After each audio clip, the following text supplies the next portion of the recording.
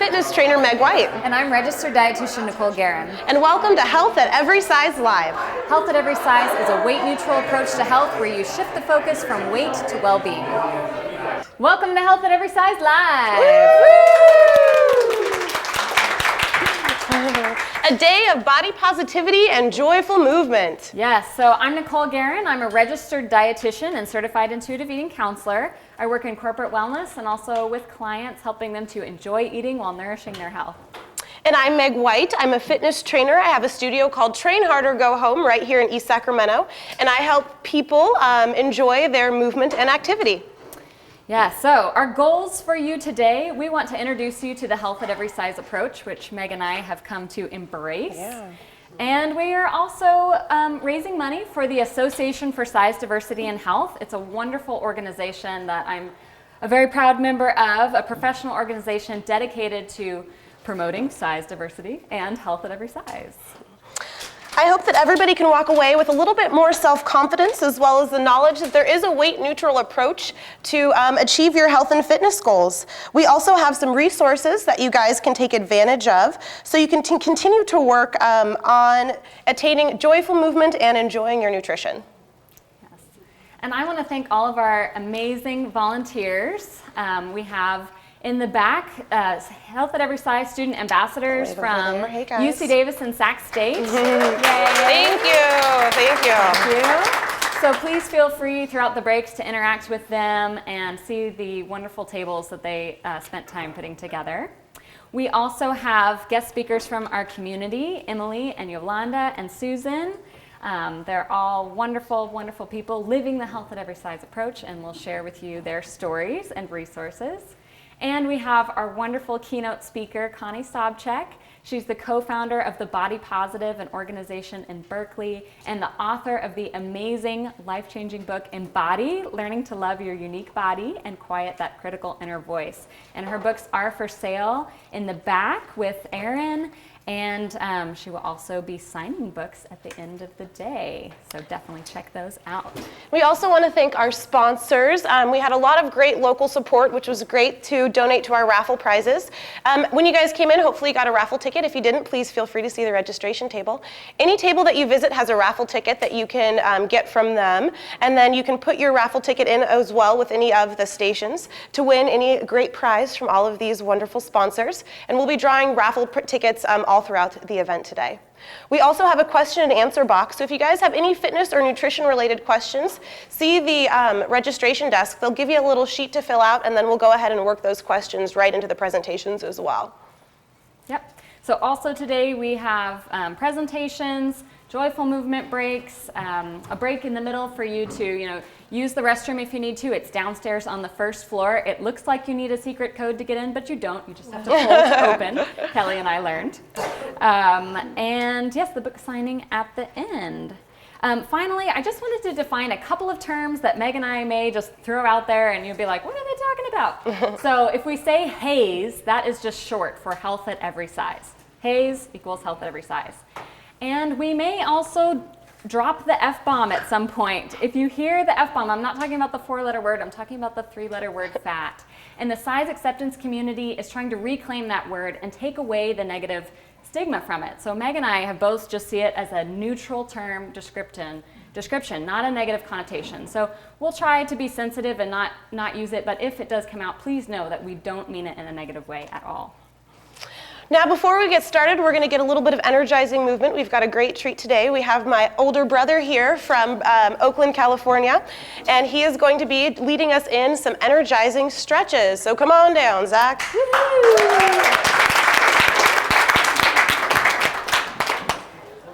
So we're a little limited on space, obviously, so we can't do anything real obvious. We're going to do a lot of subtle internal movements right now. So if people wouldn't mind joining me standing up for just a moment.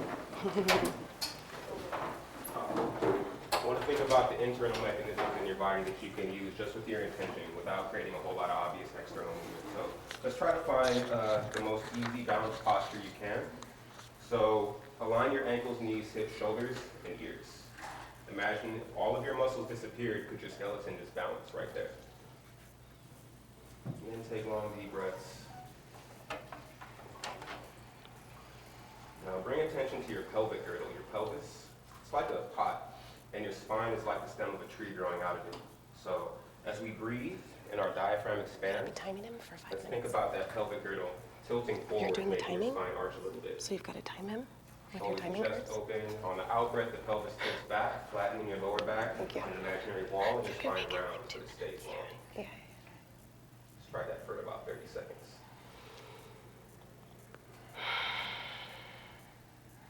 So that pelvic tilt creates a ripple effect that can be felt through your whole body. So on the in breath, you shift the balls of your feet with your chest open. Out breath, sink back to your heels, ground out.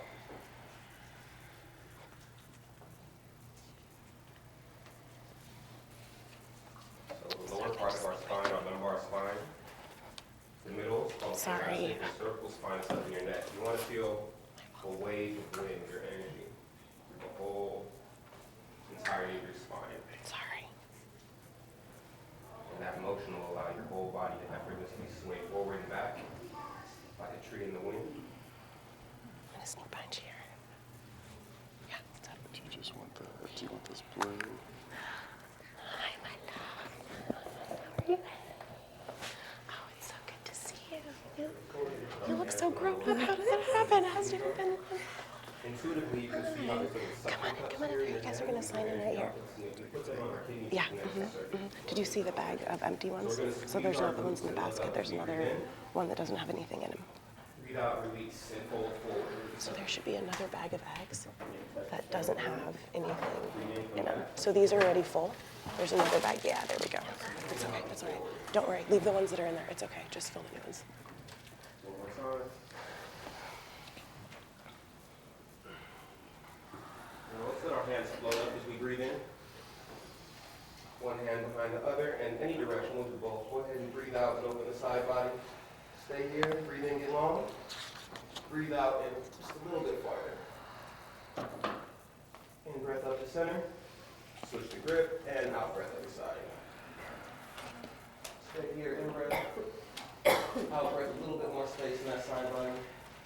In breath comes up. Feel a big ball of energy in your hands. You come down, scan your body, release any tension. Let your muscles relax on your Yeah, chest. it's like you can.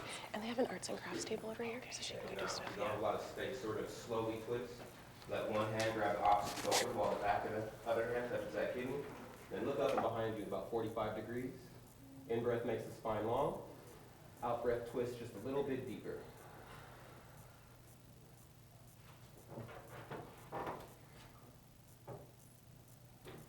One more time, a little bit deeper with the twist. In breath gets tall. Out breath twist. In breath tall. Out breath release.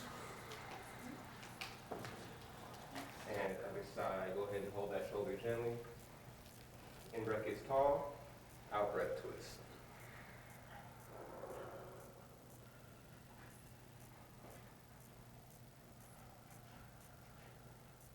Big in breath.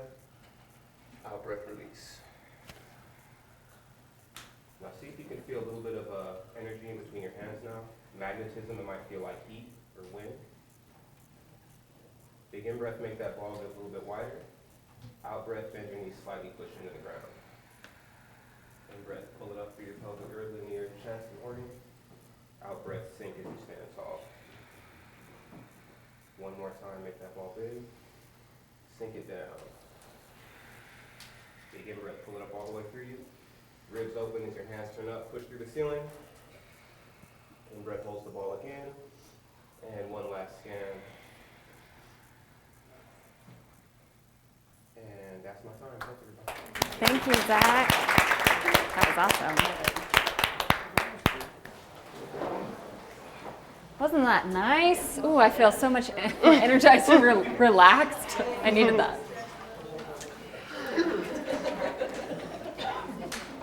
All right. How much time do we want for this? Let's say like 7 minutes. We have 10, but yeah, is that good? Yeah. 7? 5 to 7.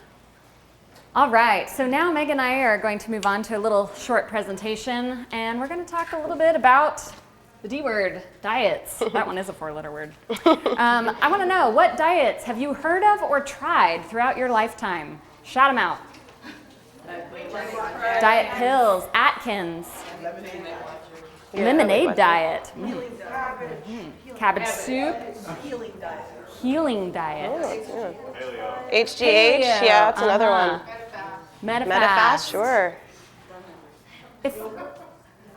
Okay, there are so many different diets out there. The diet industry is a $60 billion industry. And the question I want to pose is, if diets really worked, would we really need so many of them and new ones coming out all the time? Well, let's look at the research and find out. Let's see. So the research we want to share with you today is a study by Tracy Mann and her colleagues at the University of California, Los Angeles. And they looked at all the best quality diet studies, that is all the randomized controlled trials that lasted at least 2 years, to try to answer the question, does dieting work for weight loss? Is it effective? Here's what they found. For every 10 people that went on a diet, 5 years later, only 1 would be at a thinner weight than when they started, 5 would be back to their original starting weight, and 40% or more would be at a higher weight than when they started. So let's really try to put those numbers into perspective. Go ahead and look under your chairs. And you're going to grab your note card. I know, right? Now we're going to keep you guys moving all morning. So let's go ahead and stand up. Good, and we're all going to raise our note cards up in the air. Another little shoulder stretch in there. Great. So right now we all represent people that are going on a diet. So of those 10 people on a diet, we're going to need everybody with a blue card to go ahead and sit down. Got a blue card, sit down. Yeah, so what happened at the end of the 5-year study is everyone that sat down, you actually ended up weighing more than you weighed when you first started the diet at all. Right? That's not fair. So now we've got our red cards. Everybody with a red card, go ahead and sit down. Now you guys worked really hard, you skipped happy hour, you didn't have the birthday cake, you cut your carbs, and in 5 years you were in the exact same place that you were in before you did all that. Wow. Now our 3 yellow cards, you guys are the ones that in 5 years at least were actually able to get... But don't get too excited because Tracy Mann and her colleagues also identified several problems with diet and weight loss research that may show like there was more weight loss than there actually was. So one of the problems that they identified, can you think of what that might be? Yeah, muscle loss, sure. Absolutely could be. And also people, if they're self-reporting their weight, I don't know about you, but I can kind of create a little bit of weight loss on demand if I need to, right? Yeah, just by, weighing first thing in the morning naked, there's different tricks that people like to do. That's one of the problems. Another one of the problems is short study duration. 2 years really is what they looked at, which is the best, but that's not the end of your life, right? Life still goes on after 2 years, and in fact, the trends is that people still continue to regain weight after this diet. Other problems, I have more, but there's more. Loss to follow-up. People drop out of diet studies because dieting stinks, and who's more likely to drop out of a diet study? Somebody who is miserable and not losing weight, or somebody who is actually losing weight? So it's kind of the last man standing. Those who are losing weight are more likely to stay in the study, making it look like there's more weight loss than there actually was. And finally, participation in additional diets. Maybe that diet was working for you for a while, then you regained the weight, so then you went on another diet, doing this yo-yo cycling effect, which is the most likely outcome of going on a diet. So let's think about those odds in a couple of other industries, that kind of 1 in 10 number. If there was a financial advisor, let's say, and out of 10 of their clients, only 1 of them actually made anything, we probably wouldn't keep investing with that financial advisor, right? Or if we looked at the success rate of a surgeon, if for every 10 surgeries a surgeon did, only 1 of them was actually successful, I don't know, I wouldn't want to go under that knife. But for some reason, we keep going back to the same diet industry, expecting a different result. Right, people blame themselves instead of pointing the blame where it really belongs, on the diet itself. So let me explain to you why this happens, why we regain weight after going on a diet. Whoops. Get a little clip for it there. It's not a colossal or like a group failure of willpower. It's actually a physiological reason that makes sense. And it's your body's weight regulation system, which is actually controlled by the part of your brain called the hypothalamus. Your hypothalamus is in charge of regulating lots of basic body processes to keep you in homeostasis. It keeps your body temperature at the right temperature. It helps your breathing, controls your breathing rate, making sure you have the right blood oxygen level. It makes you thirsty when you need water, keeping your water at the right level. And it also controls hunger and fullness. So our bodies are weight control freaks designed to maintain a set point range that's normal for us, about 10 to 30 pounds on average, it seems. And if you lose weight by going on a diet, falling below your set point range, your body will do everything in its power to try to get you back up to what it considers to be the normal weight, making you feel hungry, preoccupied with food, and slowing down your metabolism by up to 40% until you regain that weight. And this is a survival adaptation to prevent starvation. Over the course of human history, famine has been a huge problem for our species. So it would have been a good thing if you regained weight after a famine, so that the next time a famine rolled around, you wouldn't starve to death. Mm-hmm.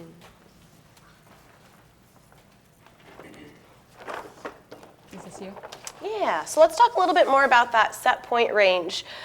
We've got our low and our high, and we know that there are several different things that we can do that can keep you in, that we do to stay in our set point range. But let's first talk a little bit about things that affect your set point range. What it is that chooses where this is on your scale. What are some things that you think could affect your set point range? Genetics, absolutely. Genetics is the number one thing. When we look at studies of identical twins, they have very similar set point ranges. When we look at studies of kids that are adopted, their set point ranges closely resemble their biological parents, not their adoptive parents. Your medical history? Sure. Yeah, any medical conditions. Sure, yeah, medical conditions, medications that you're taking, all of that stuff. So we know that our set point range. Absolutely, yeah. Gender can affect your set point range, the age that you are, your all age of that stuff. Or life stage too. So when you go through puberty, your set point range changes. That's normal. When you go through pregnancy, it changes. That's normal. When you go through menopause, it changes. That's normal. Guys don't have quite the same life stages that we do, but they have puberty. I see a lot of head shaking. I think everyone has gone through this, right? We know that when we diet, we feel hungrier, and we see this happening. But there are some things that can affect where you are on the set point range. You do have this 10 to 30 pound kind of variance here. What are some things that you think could affect where you are on your set point range? Stress, number one, awesome, right? Hydration, activity level, what your sleep cycle is like, are all things that can make a difference on where you are within your healthy set point range. But anytime we get on this outside, that's when that survival instinct is going to kick in for us. Right. Now, it would be one thing if diets just didn't work, right? If you just wasted your time. But there's also some actual problems that can come across if you are pursuing weight loss. The first one is going to be malnutrition. We all named diets, right? And most of those diets are going to be seriously limiting the amount of nutrients that you're intaking. So when you cut your calories, you're also cutting your nutrients that are responsible for repairing your muscle and helping you, stay in that sleep cycle and making sure that your heart beats and that your lungs stay in a good condition. And also what we see is that your metabolism slows long after the diet is gone. And what happens is your body can actually forfeit lean muscle and then end up replacing it with fat just to try to survive this diet yo-yoing that we go back and forth with. Right. Another risk of going on a diet is disordered eating. We know that every eating disorder starts with a diet. And as one of my colleagues likes to say, for every diet, there's an equal and opposite binge as your body tries to get back into the set point range. So it is a risk for disordered eating. And dieting itself, I think, can be in the spectrum of disordered eating. Increased set point range. As we looked at, as Tracy Mann's study showed, 1/3 to 2/3, or about 40% of people who go on a diet, actually their bodies respond by, okay, let's put on a little extra weight. Let's increase the set point a little bit so we'll have a little extra reserves for the next time a famine comes around. And finally, preoccupation with food. If you've ever experienced this, where all of a sudden when you're on a diet, like you're thinking about food nonstop, foods look really tempting, this is normal. This is your body's response to help you to seek out food to prevent starvation. Now, there are all sorts of different diversity factors that we have that we really have come to appreciate, right? We have different eye colors, we have different hair colors, different hair textures, right? And equally beautiful, right? Of course. And another way, and I think a great way to explain it, is we see diversity in all sorts of other species too. For instance, dogs. Can you imagine if we tried to hold a pit bull up to a Chihuahua standard? What kind of diet we might have to put that pit bull on? It's going to be the same idea, where everybody has different body diversity, and we really want to respect that body diversity and still make efforts towards achieving our health without having to have any of these negative side effects. Yes, celebrate body diversity just like any other type of diversity. It deserves to be celebrated. So for more information on the research on the Health at Every Size approach, we have Alex in the back. She is well read on the research, and she waving put over there. together She's a very research friendly. board. And you can also watch Poodle Science, which the Association for Size Diversity and Health made a little fun video that kind of helps explain the problems with diet and weight research. All right, Zumba time. Yeah, let's get another movement break in. All right, so we have Zenny, the Zumba instructor, and her squad here today to guide she's you just gonna have to in her songs. a little Zumba demonstration. I think they're gonna do it in the back. So if everybody wants to stand up and turn around. Zenny, is there anything else you want people to know about you and where they can find you? No? We have she's giving away a little raffle prize so you can learn more about where she teaches at our raffle station. Can I get your card? I work at an all-girls school. Yes. Yeah, my card is back at the nutrition table, the intuitive eating table, if I don't see you. Right?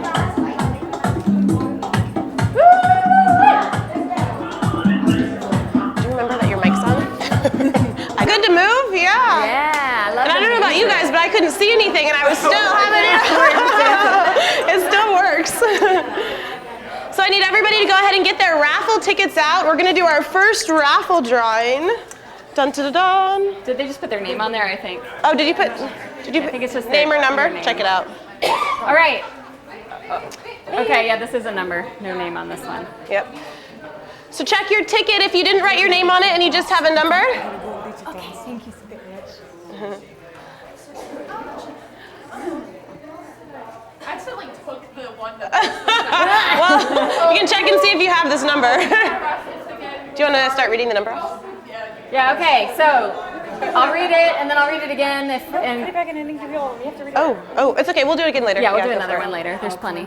Oh, wonderful. Thank you. All right, we have 4, 7, 2, 9, 7, 1, 6. Woo! So you can go ahead and head on back to the raffle table. You get first choice, any raffle First prize that you choice. like. Very nice. Hey, congratulations. Do another now? Or later? Yeah, sure. Yeah. Nicole says she hasn't had enough. She wants somebody else to win. More. My hand gets stuck. Okay. Have to dump it. Okay, another number. 4, 7, 2, 9, 7, 3, 3. Yay! Winner of our Zumba. Head on back to the raffle table. Take a prize. Yeah, we'll be drawing them all day. Yep. All right, that's good for me. Yeah. So also, if you visit any of our research table, you have the opportunity to get more raffle tickets. So feel free to drop by. Yes. All right. Once everybody settles down, we have Emily up next, sharing her personal story with us. Thank you so much for being here 5 today, minutes. Emily. Thank you, Mom. And do you mind if you use this so the camera can hear you?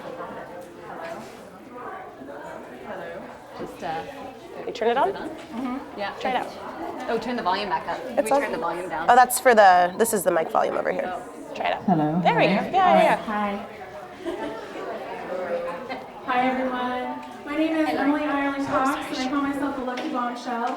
I'm a body positive lifestyle blogger, and I also host body positive events here in Sacramento. My big event that I've been doing lately is the Sacramento plus size clothing swap. As a big gal, I like to shop on a budget. I call myself a bombshell on the budget. And there's a severe lack of places to shop for anything above a size 10 or 12 in town. So the Bay Area has a lot of really fun events and groups that are going out there to a lot of plus size events and body positive events like the body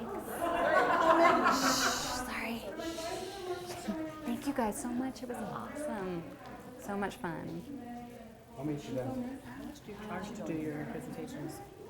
Let's talk. Because they have events and create a body positive shopping environment. I have these signs up on the walls I put up at all my events, and I encourage health at every size language. We don't talk about body shaming or diets or anything. I'm also co-hosting some events this summer called the Chunky Dunk. We're doing some body positive swim events. We're replacing the word fat, right? So we're taking back the word. It's It's not a derogatory thing. People joke about like, oh, I need to go chunky dunking. Well, we're turning that into a positive experience. So if you've ever not felt comfortable going to a public pool or feel too self-conscious to go to the beach, this is the event for you. We have a large support from the trans and LGBT community here in town. There's going to be bodies of all shapes, sizes, and genders. So we're going to do 2 this summer. We're going to post it up this week. So if you go to my webpage on Facebook, it's the Lucky Bombshell on Facebook. And in the little bags that you got when you came in, there's a little slip in there with my pages. So all the events we'll do will be up on there. So again, like I said, I'm really happy that this is going on in Sacramento. I'm also here representing the group Beyond Hunger, which is a support group that I go to that's based out of the Bay Area, but has a satellite group that we meet here in Sacramento where it's called It's Not About Food. And that's been a really great support group for me to help continue on my health at every size journey, work through some of my food issues, and help me realize that all the problems in my life aren't around my food and my weight, but they're about working on the other things in my life that I can change and how to work through that and improve my body image and also then help spread the word and be part of a community here. So let's see. I have a classic history of yo-yo dieting. I got chubby at the age of 8. I tried all kinds of diets growing up. I binged. I never purged. It was a joke. It's not funny, but I was a failed bulimic. But I got all the binging. I would starve myself. I'd abuse myself with exercise. I've lost over 100 pounds twice. And I've had doctors tell me they'd rather see me maintain a stable weight than continue to fluctuate the way I had. I did more damage to my body dieting than being able to focus on my health. So I call myself the Lucky Bombshell because I felt like I always wanted to be a bombshell, but I could never do it because of my size. And because of health at every size, I've been able to embrace my body, my confidence, and live the life that I want to, regardless of my size. The personal side of the stories here. You know, we all have our personal stories, and whether you're thin or you've struggled with your weight, I find with my friends at least, we all seem to have the same core issues and things that cause these negative body connotations, like your really thin friends where you think they have the perfect body and they can loathe themselves as much as you can sometimes. You're like, but I'm twice the size. So it just shows how deep-rooted and negative the diet culture is, that no matter, even when you do get down to what would be a perfect size, you still can't ever feel good enough about yourself. The last time I lost a lot of weight, I resorted to having the lap band weight loss surgery. I'm not sure if you guys know what that is. Instead of the full gastric bypass, they put a ring around your stomach. So I had elective surgery to mutilate my body to lose all of this weight. So I had the lap band put in. I was my doctor's star patient. I lost all this weight. They were like, oh, you're young, your skin will bounce back because you get all this extra skin. You lose this weight. That's not true. You just kind of empty out. And they don't really give a lot of support at bariatric surgery clinics for the emotional support.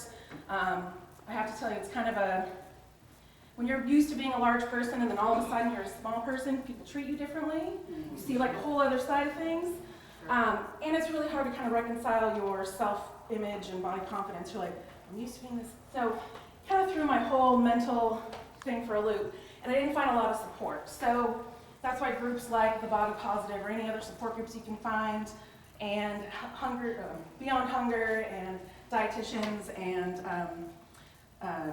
personal trainers who can help you along that journey. There's lots of support out there. So whether you're just starting to think about getting off of the diet roller coaster and like tired of feeling so ashamed of yourself and there's got to be a better way, there's a lot of resources out there. So to wrap it up, just want to say, change your life and not your size. I literally almost killed myself trying to change my size. And for what? I'm healthier now than I ever was, being back at my set point. Good cholesterol, good blood pressure. I focus on my health and joyful movements. And I don't kick myself anymore. And that's the most freeing thing in the world. So enjoy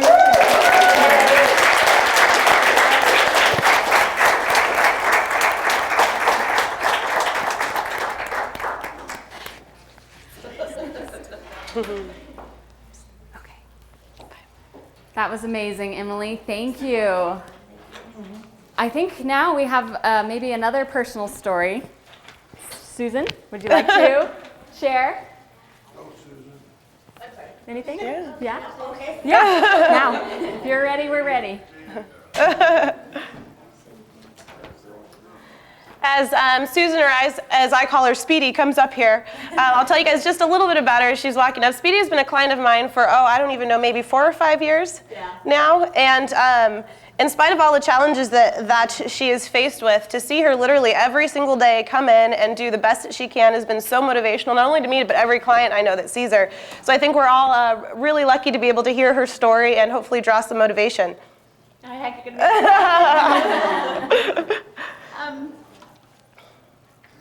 Oh, sorry. I should have waited till after, huh? My fault. Love your story, Emily. Really good talk.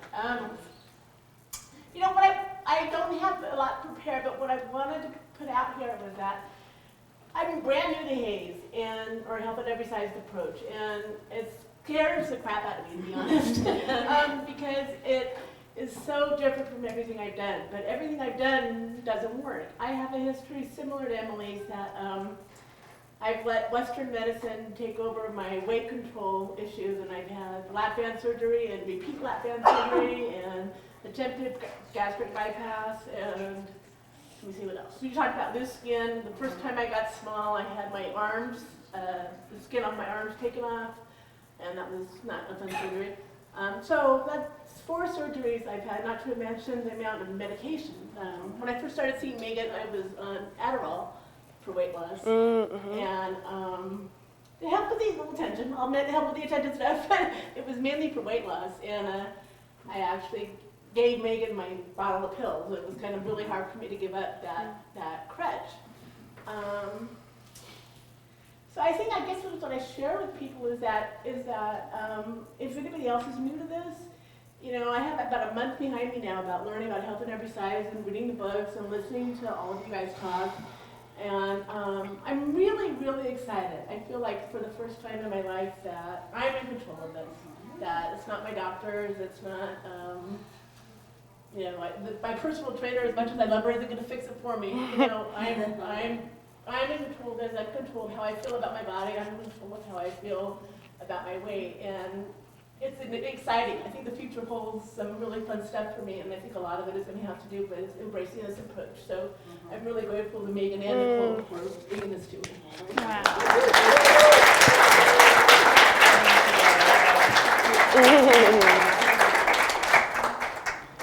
Ready? Okay. Yeah. Yeah. Thank you both. 20 minutes. All right. So Megan, I want to talk a little bit more about Health at Every Size now and how you can put this approach into practice for you.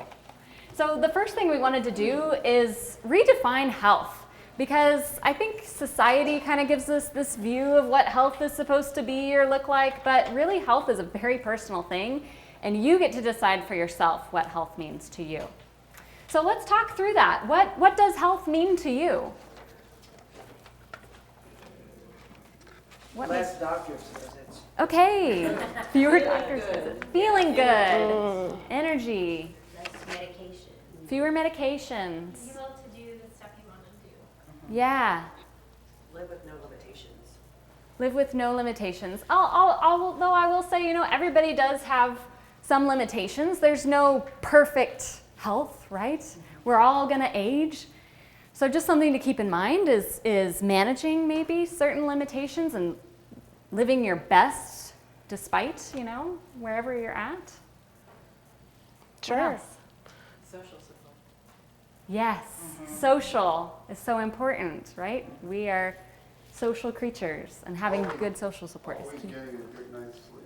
Oh, amen. I've discovered that's, we talk about all these exercises, all these diets and everything we should eat. Some people don't pay attention to getting a good night's sleep, one of the most important things you can do Yes, for your body. 100% agree. Sure. So health, there's so many different aspects to health beyond just physical. Physical is one important component, but there's also mental, spiritual, emotional health. Meg and I were trying to come up with, we'll write which one, you know, all the different things you guys threw out there, but we realized that there's so much crossover, you know, all those things, and it can impact everything. So when you're thinking about choosing behaviors that are going to enhance your health, make sure that they enhance all these different aspects of health, that they don't neglect any one of them, because they all are important to your health. Absolutely. And as we get a little farther into this health at every size approach, I'd like to tell you guys a little bit about my journey with HAES as well. I'm relatively new to the HAES approach. I actually went searching for HAES as an answer for the problems that my clients seem to be coming up with kind of over and over again, really struggling with body image issues and restrictive diets and such. And in my research, I actually found something that was great for my clients, but was also something that I needed as well. I have been a fitness trainer for over 10 years. I live and breathe the fitness industry, and I'll tell you, it's hard to keep a really strong body image shield when there's all of this pressure to look a certain way and to have that look be what your clients are going to be trying to strive for. I started dieting or being concerned with my body composition pretty young. I want to say in middle school. You see my lovely mother and my older brother are very lean. They take after her side. I'm a little bit sturdier. I'm a very strong girl. I take after my dad's side. And initially growing up, my first kind of experience with disordered eating didn't have so much to do with weight as all of the chaos that was kind of going on around me. And sometimes that feeling of hunger could kind of quiet everything else out. As I got older and I got into high school and I kind of started to really compare myself to the people around me, then I started to really explore how to limit my food in order to achieve those weight loss goals. And those old habits kind of came back up. That disordered eating from when I was young really helped me be able to be successful in the diet industry. I went vegetarian for a little while. I had lost a bunch of weight, but my health was really starting to decline. My skin was changing color. My nails were getting kind of brittle. And my boyfriend at the time, his mom was a nurse. She sat down with me and she said, you need to kind of look at what's going on with your diet here because we see the effects that it's having on you. So that really helped me kind of change myself around. I started eating more. I started trying to focus on not controlling myself with weight loss. But then I had a manager that kind of told me that if I wanted to be a trainer, I needed to lose some weight. So in about 3 months' time, I lost about 40 pounds, really working hard, limiting myself, kind of relying on those old habits as well as over-exercising. And I was able to keep the weight off for about 4 years. You know, the thing that really got me is when I got on the scale, I remembered that my weight on the scale was what my brother was trying to get up to be a football player. Now, for our whole lives, he's been trying to gain weight. I've been trying to lose weight. This is a common story between siblings, right? But you know, what happened was, I was able to keep it up for a while, but then I ended up injuring myself, probably because of overtraining. In addition to that, I got in a new relationship. I was happier, which means I started to eat more as well. We all know how that happens too. And I'm here to tell you, as a fitness trainer in the industry, working out every single day, I lost all that weight, kept it off for that same about 5-year time span, and I am right back to about where I was before. I still weigh about the same as my older brother. And this health at every size approach has really allowed me to embrace being able to strive for health and not strive for that all-knowing number on the scale. So I think we can kind of talk a little bit more here about the health at every size approach. Yeah, so these are some principles that Linda Bacon proposed. ASDA has their own set of principles that are closely related, but I think these are easier to kind of read and digest. So the first and most important principle is respect, including respect for body diversity, which we've touched on. The second is compassionate self-care, which is what Meg and I are going to focus on for the remainder of our talk here. Eating in a flexible and attuned manner that values pleasure and honors internal cues of hunger, satiety, and appetite, and finding joy in moving one's body and being physically active. And finally, critical awareness, really challenging certain scientific and cultural assumptions and examining them critically, and also values body knowledge and people's lived experiences. So your body knowledge, your internal wisdom, and your lived experience matters. So now that we've talked a little bit about that respect for body diversity and looking at how we've got diversity everywhere, we can kind of move on to that compassionate self-care. What does compassionate self-care mean to you guys? How do you care for yourselves? Rest. There we go. Rest is a good one. Hey, there we go. Yeah, that's a great one too. Glass of wine. Sure, yeah. Pedicure. Yeah, pedicure. That's a good one too. Got a facial yesterday. Did you feel cared for? Good. Quiet. That's a good one. Yeah. Quiet. Afternoon nap. A nap. Yeah. Being mindful of when we need rest. Yes. Meditation. Yes, I love that. Being outside in nature. Fresh air. One thing that compassionate self-care means to me, Meg, is considering your needs in the present moment. What do I need right now? And sometimes that's movement and sometimes that's rest. Sometimes it may be vegetables and sometimes it may be cake because you're celebrating. So really becoming in tune with what your body is telling you is part of compassionate, or intuitive self-care is another term that you can use. You know, we also like to talk about joyful movement. This diet industry really has all of us taking part in a ton of what we call punishing workouts, right? Workouts that don't feel good to us, that don't feel good to our joints, but that we feel like we have to overcome that all-knowing high heartbeat, to get that really high calorie burn. And we really lose sight of that whole idea of health being not just how many calories you're burning, but how much you enjoy the movement that you're doing. Now, my name of the studio is Train Hard or Go Home. I know that probably sounds a little bit like, what are you talking about, joyful movement? But I like to say it, nobody goes home, right? Can we repeat that? Yeah, I'm gonna hear some stuff in my classes next week, I'm sure of it. But you know, the thing is that I like to think about is, first of all, it feels good to work hard sometimes, right? Challenge feels good for yourself. But like Nicole pointed out with compassionate self-care, when does it feel good and when do you need a rest? And really honoring what it is that allows you to rest, so that way you can take advantage of those times when you're exerting yourself and it feels good. What are some other ways that you guys enjoy moving? Dancing, that was fun. That Zumba was fun, yeah. What else? Walking the dog. Hey, there we go. Riding bikes. Good. Gardening, yes. Sure, gardening, that's a good one. Swimming, keep them coming. Kayaking. Yeah. Playing tennis. Tennis, there we go. Yeah, woo! So there really are such a variety, and it's up to us to really get out and experience new things, try things out, see what you like. Don't just go for the movement that's gonna make you burn the most calories, but go for the movement that makes you feel good, and everything else will help you fall in line from there as well. Absolutely. And being an advocate, that just came to mind, being an advocate for your own health and self-care. You know, I was kind of scared when I first went to Meg for a training session, but you know, I was an advocate for what I like to do, what I enjoy, and you know, she was very thoughtful and helped me, you know, both challenge me and, you know, appreciate what I enjoy. Thank you. Yeah, so being an quote that as advocate well. for your needs is important, both, you know, with a trainer, at the doctor's office, all these things. Sure. Tell them about health at every size and make sure they understand. Yeah. All right. Balance in all things. Do you want to do the... Oh, yeah. So I feel like this pendulum is a really good example of how activity and weight loss and really all things in life can work. And what each side is going to represent is two different extremes. So we've got really over on one side and really over on the other side, and then there's kind of that balance in between. The one thing that I try to encourage my clients to remember is there's that any time that you put energy into one side, know that you have to have that same amount of energy on the other side. Like Nicole had said earlier, for every diet there is an equal and opposite binge. It's the same idea with activity. I can't tell you how many clients rush into a marathon and then never run again ever after that.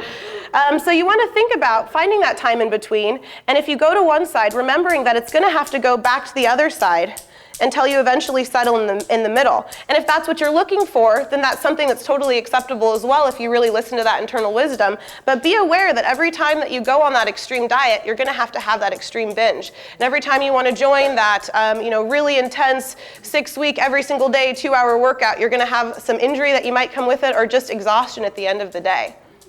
Right, so balance in all things, I think, is a really great mantra to embrace. I know for myself personally, yeah, I want to be like those balls in the middle where, you know, a little bit of movement, sure, where I can, you know, indulge a little bit here, but, you know, always coming back to balance, whatever that means for me. All right, joyful, okay, time for non-diet, yes? Yeah. Non-diet approach, so I wanted to talk a little bit about the non-diet approach, which is what I use in my counseling and coaching and consulting.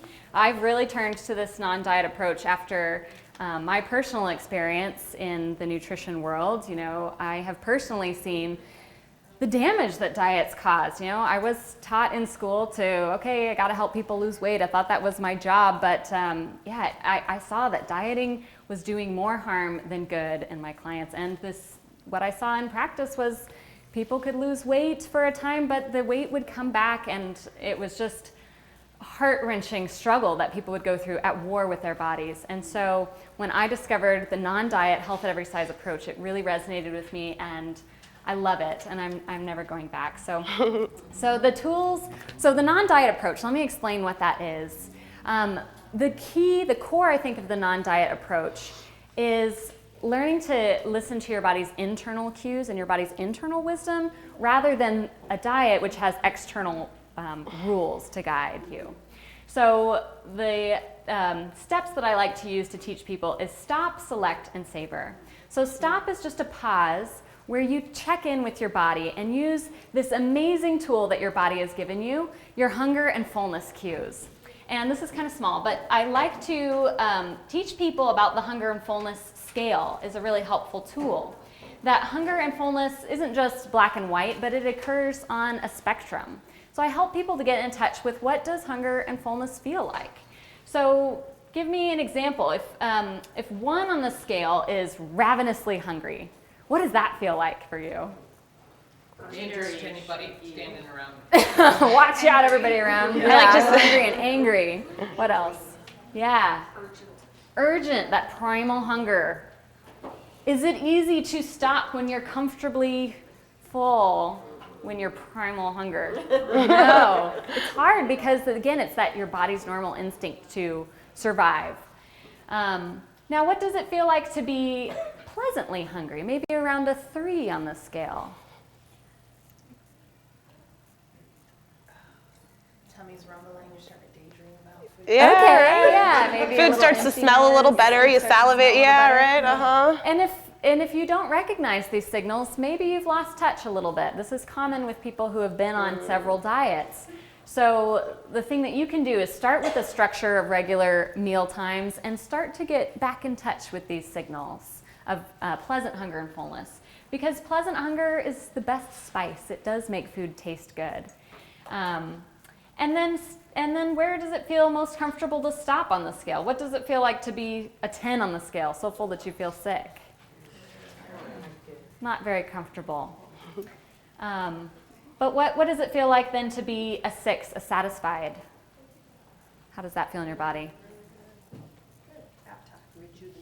Yeah, energizing. Yeah. That's a good one. Yeah. It's like a meal that hits the spot. You feel on full strength mode is the way one of my clients described it. Energized, nourished, And the ready to feeling go. that I don't have to finish everything on my plate.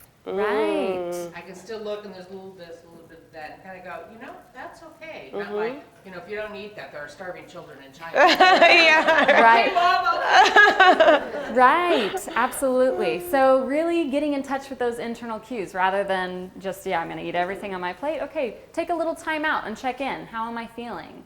How is this food tasting? So stopping is checking in with your body. What am I feeling? What do I need? Select then is, what do I want to eat? When I'm feeling hungry, this is exciting. Okay, it's time to eat. I love food. What sounds good to me in this moment? And you can consider all different aspects of the food. Do I want something hot? Do I want something cold? Do I want something sweet? Do I want something savory? And in doing this, you're going to create a really satisfying eating experience. And when you feel satisfied, you feel nurtured, you feel energized. Now, nutrition, I still am a dietitian, and I do think that nutrition is important. So I encourage people to consider both nourishment and enjoyment when they make food decisions, and find a balance. Ideally, you'll have plenty of foods that are nourishing that you also enjoy. And finding a balance of foods from all the different food groups and including those in a balanced meal, experiment with that. I think it'll help you to feel more nourished and really enjoy your food. So finding that balance. I'm gonna skip this one for now. Sure. Okay, and Meg is always trying to get me to give more nutrition advice. And I'm always like, well, a little dab of nutrition advice will do. I want people to pay attention more to their internal cues. So here's what we agreed upon. The only nutrition program you'll ever need You want to read it? I do. I have been asking Nicole for a meal plan for months now. She won't do it. She will not do it. That's okay too. This is actually the nutrition plan that comes from Health at Every Size, a book I definitely recommend you guys all take the time to read. And after years and years of writing meal plans for people, having them track their food, and trying to find that perfect balance, I feel like this is the most perfect amount of advice that I have heard, and something I hope you guys will all be able to take some time to digest. Enjoy, it says eat still, but it's enjoy a variety of whole foods, mostly plants. Easiest nutrition program that you could ever ask for. Yeah, so I'm going to break this down, even though it's already pretty simple. Enjoy is really important, as I emphasized, enjoying food. Food is meant to be enjoyable. We can take time to enjoy it, and when you do take time to sit down and enjoy your food, it's more satisfying. You actually absorb more nutrients. They've done studies on this, and when you take time to really enjoy your food, you're going to get more nutrition out of it. Enjoy a variety. Variety is the next key word. We need a lot of different nutrients, and the only way to get them is to eat a wide variety of food from all the different food groups. So a variety is important. Whole foods, this is another thing to emphasize. The most nutritious foods available are those that come from nature rather than from a food manufacturer. So choosing plenty of whole foods in their least processed whole form are going to be really rich in valuable nutrients. And finally, mostly plants. We can eat both plant and animal-based products if you choose to, and I certainly do. But when we look at cultures across the globe, those that emphasize mostly plants in their diets tend to be the healthiest and have the most longevity. So choosing plenty of colorful plants, whole grains, legumes, nuts, and seeds, and then if you choose to, meat and dairy products as well. And we are selling copies of Health at Every Size for $15 at the back if you are interested in buying one. $5 of that will go to the Association for Size Diversity and Health. So are we ready for a break next? Yeah, we'll do a couple more raffle tickets, and then we'll give you a break, let you use the restroom, check out our different tables. Try some snacks. We got some more. We got some more back here. Raffle. Wonderful. All right. Do you want to draw some, Meg? I can hold it. No. Yours? I know, I'm scared my hands are going to get stuck too. I can. There we move go. them to the edge. Let's see, first winner, we have Paige. Is Paige still here? Hey! Paige, go ahead and head back to that back deal there. And Carly. Carly, are you around? Hey, Carly, way to go. Yeah. Head on back to that raffle table. Do you want one more? Yeah, one more? Oh, Okay, yeah, one more. Raffle ticket crazy around here. We have another one for Carly. Two for you. Are we doing two for Sure, people? yeah. Okay. We can. All right. Excellent. Sure. All right, so now we're going to take how long of a break? 5 minutes or so? Or do we have more time? We've got time, actually. Do you want to do 10, 15 minutes? Yeah, let's go 10. All right, 10 minutes for you to stretch your legs, check out the tables, use the restroom if you need to, and then we'll come back here at 11:30. And I'm here representing both the Sacramento BBW Socialites, which is the premier social group for size-positive involvement in the community. We take trips, we indulge in wine tasting, one of my favorites. I'm the foodie of the group, so they get stuck doing whatever I decide they want to do. Hey, that's the good part about being the boss. We have been, we've been in Sacramento now. This group has been around since 2013. I have been here for, I've been here for a lot longer than that. I started out as one of Sacramento's premier plus-size models. I actually offer model training, and I do confidence training and speaker training as well as a side venue, because a lot of people don't realize that part of living a positive, and especially when you're a plus-size person, is your confidence level. If you do not walk through a door and everybody turns around and stare at you, you're doing something wrong. First thing you need to know. And that's because of confidence. It's not because you're dressed funny, it's not because you're a big person, it's because you're confident. And the difference is, when you're confident, you're not going to have people walk up to you and figure they can say anything they want to you, which a lot of plus-size people, or even people who are really very waif-like thin, will have. They've all experienced this. Just for random people out of the blue will come up and think they can say anything they want to you. That's not right. That's undermining, it's demeaning, and they have no business doing that to you, and they need to treat you with respect. So that, a lot of that does come from confidence training, which I do provide. Confidence also allows you to be helpful and you feel comfortable in your own skin. It's that place at any size where you say, you know what, I'm okay. I'm loved, I have loving people in my life, I'm enjoying my life. I may not like my job all the time, but you know what, I have a job I like, or you know, I'm taking part in social things that I like. That is also part of having confidence. Part of the things about Sacramento that we try to embrace, which I was really glad to be contacted by Nicole, is because of the new size positive movement, health at every size, I think it'll bring a lot more information to a community that is saturated with marketing material disguised as fact. Okay, because at the end of the day, environmental conditioning has changed. When I was first born, if you were a very thin girl, you were politely informed that you will never get married because you're too skinny. You don't have any breasts, you don't have nice hips, you have no waistline, you're not going to get married. You need to gain some weight to attract men. And that's how they proceeded to move forward. And then you had the beautiful ladies like Jane Russell and Jane Mansfield, for those of you who are old enough to know these. You get to see the old movies. Marilyn Monroe was another one. They were all considered very sexy, very attractive women, and women who did not look like them were pushed out. Then you had the push of the 60s that came in, and Europe decided, well, we're going to use models like Twiggy. Well, Twiggy was adorable, but Twiggy has actually gained weight. For those of you who have seen Twiggy, Twiggy is a really nice, healthy adult woman size. She is no longer looking like a prepubescent boy, which became the norm, and where you've got moving forward, where everybody seems to think all women are supposed to look like somebody who's not gone through puberty. Which I don't know where they thought that was attractive, but really it's not. It's actually kind of disturbing. Because the backlash to that psychologically is it's saying, hey, why go out and get an adult woman? You need to go out and mess with little children. And that's what all models, most models start, I think, at the age of 12. You're looking at a 12-year-old woman in a magazine who's swearing up and down she's 22. She's not. She's 12. By the time they are 22, I guarantee you'll never see them again. Unless they've moved into something else, like maybe they've got their own line of clothing or something like that. That's the only time you see them again. So moving forward, you're looking at a really nasty backlash because now you've got both ends fighting and competing for attention. And none of it's healthy. It's undermining your psychology. It's giving off negative messages. It's creating a whole world full of stress. And all of this is based on advertising.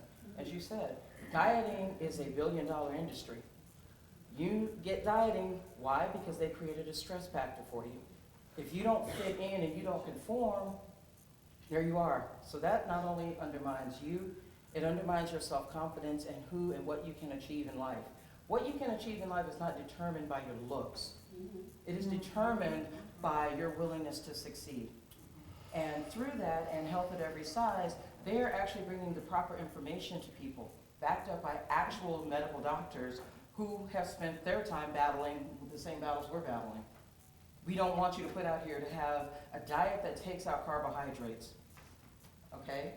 With that, I'm going to turn it back over to, I guess Nicole's going to come up here now, right? Yeah, just to interview Thank you.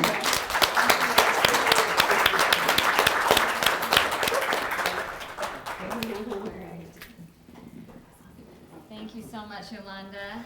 And now it is my great pleasure to introduce our keynote speaker, Connie Sobczak.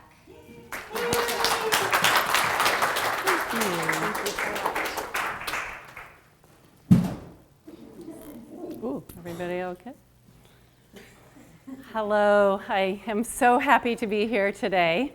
I'm Connie Sobczak, and I am the co-founder of the Body Positive. It's a nonprofit organization I founded with Elizabeth Scott, who is a social worker in Marin County in the mid-90s. So we've been around for a while.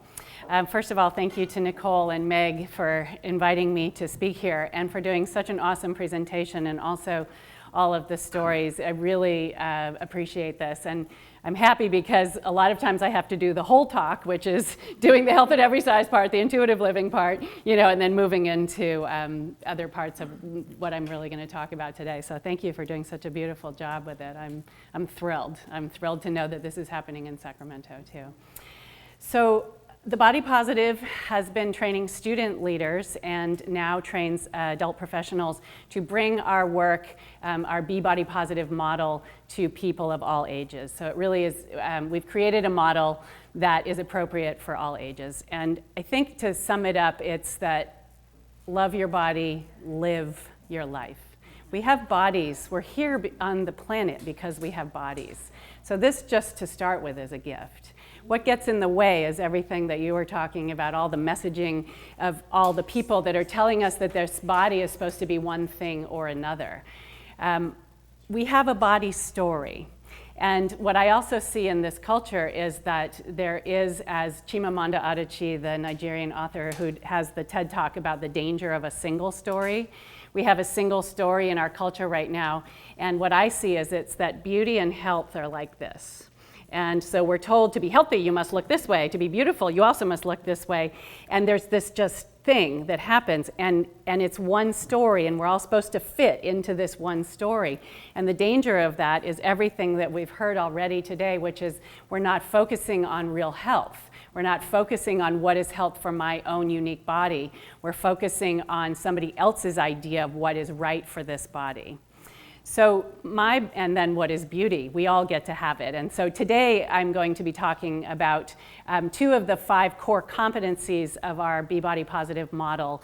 The first, I'll just tell you all of them, and then the ones I'm going to focus on. The first is reclaim health, which is all that you heard this morning. It also includes embracing our ancestors. So in Health at Every Size, honoring that this body that I was given came from a whole line of ancestors that goes back to the first human. We have these bodies because our ancestors thrived, stayed alive, came together, then the next generation and the next generation. And so here we are, each one of us, because of this whole line of people who were here and made it. And so that to me is like the coolest thing. Like if you know, my health and my body and my genetics give me this body, to honor it and take care of it from this place of knowing that I come from this whole line of people. It has helped me a lot in really embracing my own body.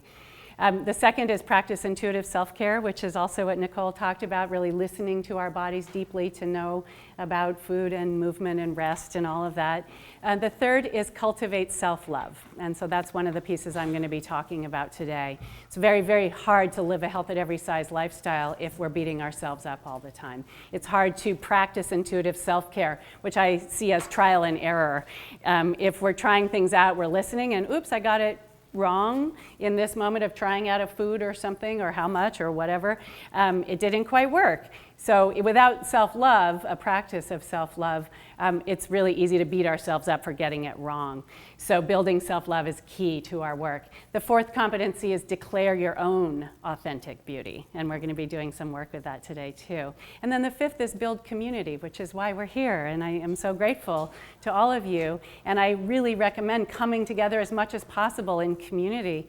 There's actually a study that's been done that shows that being in community and having people in your life is way better for your health than quitting smoking, eating a certain diet. That community is the piece that actually keeps people living longer.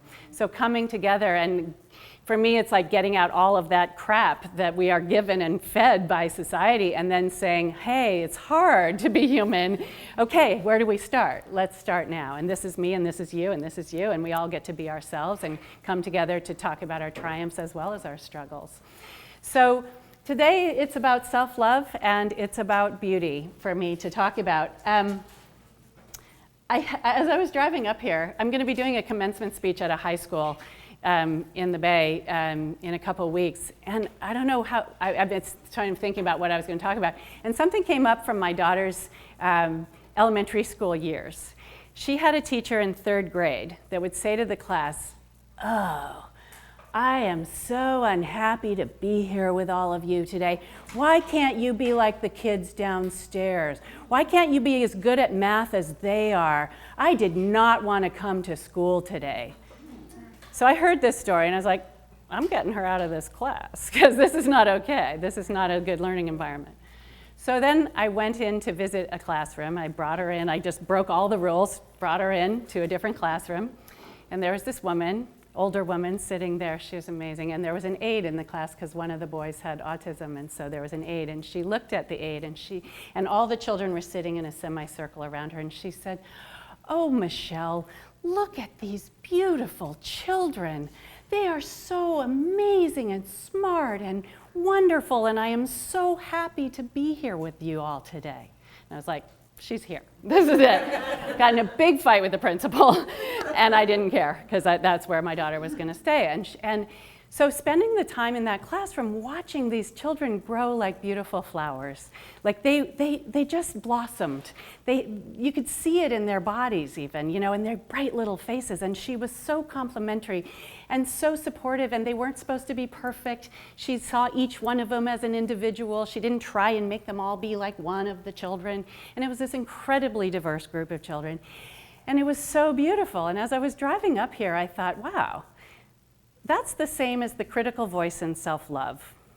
Okay, so we all have, anybody have a critical voice ever? Yeah. It's kind of part of, where does it come in? I wish they didn't come in.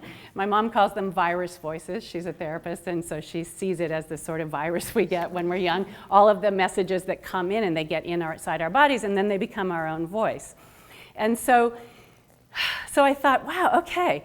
So we do a lot of work with the critical voice, and we're going to do a short activity here today. It's not the deeper one that I do in my workshops because it's pretty intense, and I want to not do that with you all today. But then I thought, Mrs. Adams, the lovely teacher where Carmen stayed, this is the self-loving voice. And what happens? My God, they thrived.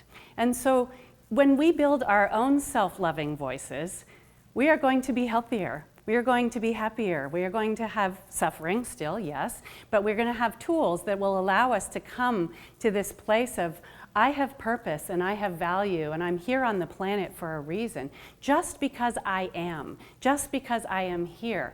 This is the whole piece. And when I work with young people, this is the key. You have value, you have purpose. You don't have to change a hair on your head. You don't have to change anything. You don't have to get rid of your thighs. You don't have to get rid of any part of you.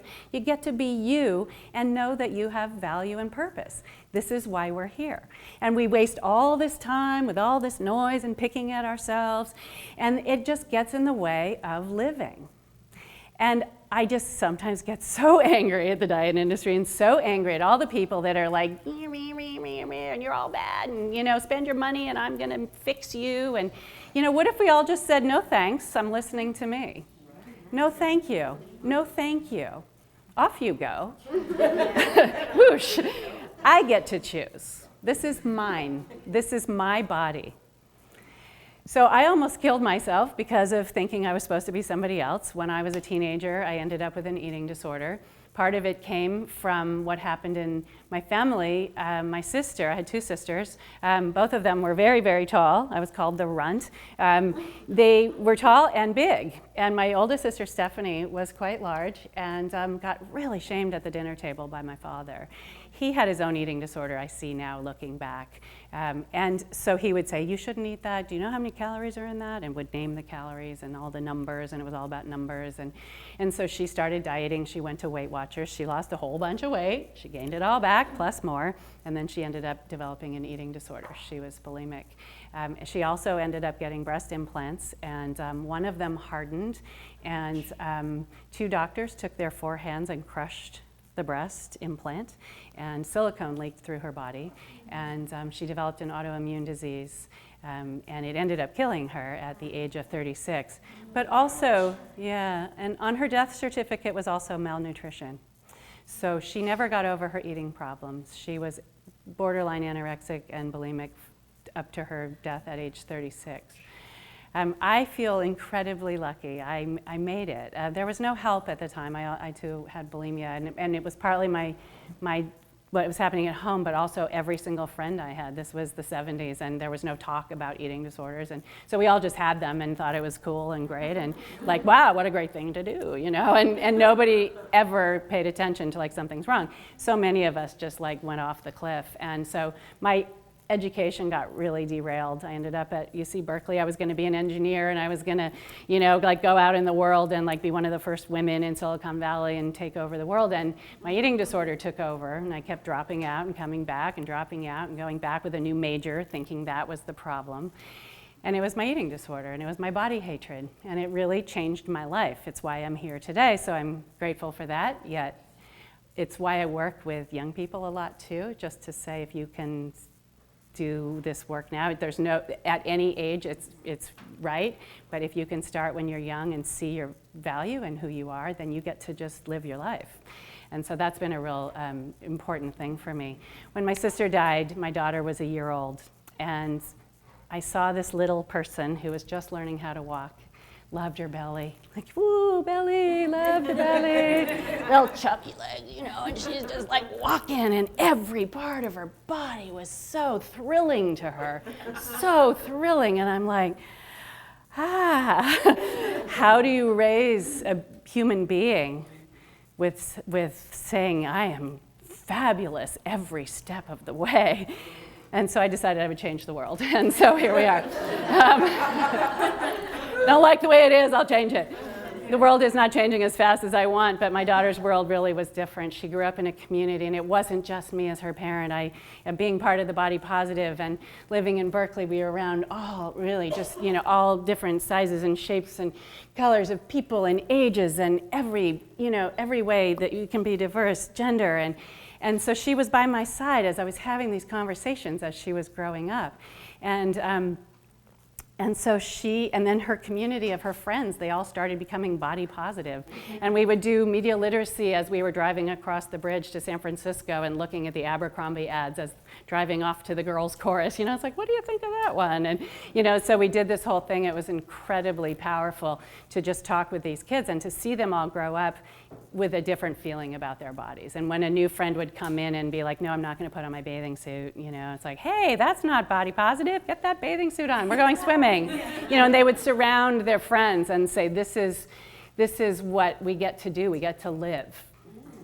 We get to see the differences in our bodies, but we're not comparing like one is better. There is no beauty hierarchy. It's just like, whoa, how different we are as we're all growing and changing and going through puberty. Like, look, you know, my breasts are growing and mine aren't, but my legs are this. And so they had this really incredible community where they could notice difference, but also see incredible beauty in each one of their growing bodies. And so that's why I'm here. And I just know that if Health at Every Size had been around, if organizations like the Body Positive had been around, my sister would be here, and she would have been able to be her big, powerful self and could have just rocked the world, because she had the heart like, oh, I've never seen anybody with a heart like hers. So in honor of her and in honor of our ancestors, I want to take a moment to do a quick meditation. So just sit comfortably and just notice your body. If you want to soften your eyes, you can, or close them.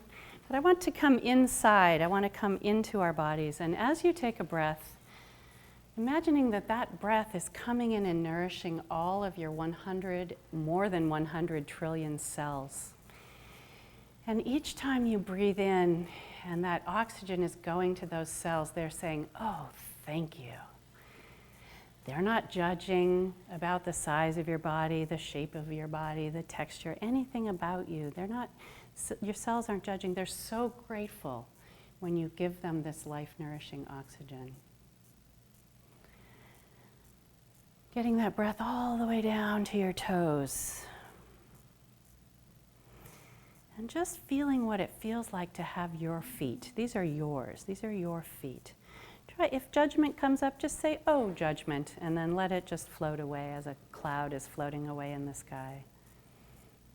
And imagine that the cells in your feet all come from that line of ancestors that gave you life. And so as you think about your feet, think about all of those people who are also walking in your footsteps. And if you feel like it, perhaps have a moment of gratitude for them. And you may not like your ancestors, you may not know your immediate ancestors, so you get to make them up. You get to imagine those that are somewhere back in time that you would relate to and you would appreciate.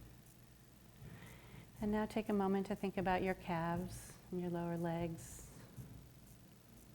What does it feel like to have your legs, your knees,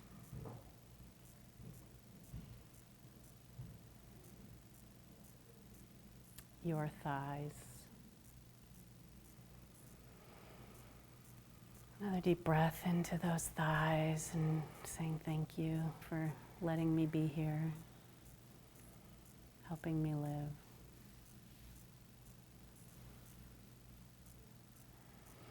Moving into your pelvis. Think about the work we did this morning with the stretching and the moving.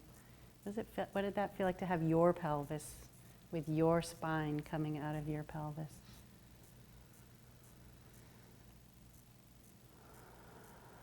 Moving into your belly. Thank you, belly. Touching it if you feel like it. I find I do that a lot with parts of my body that used to get criticized, still do sometimes. Up into your chest, taking that breath, imagining your lungs filling up. So grateful for the oxygen, but asking nothing from you, just breathing. And letting the oxygen flow down your arms, feeling what it feels like to have your arms. These are yours, your flesh, your bones, your blood running through. Allowing you to do all the things that you do with your arms. Breathing up into your neck, shoulders, taking a moment to feel what it feels like. Just noticing if there's any tension, any need for movement. And up into your head, your face, letting that breath come into your face. This is yours, your face. Even if you're an identical twin, it's still yours, it's unique. What does it feel like to be you, to have your face and your hair and your head, your brains, all the parts of you that all came from this line of people?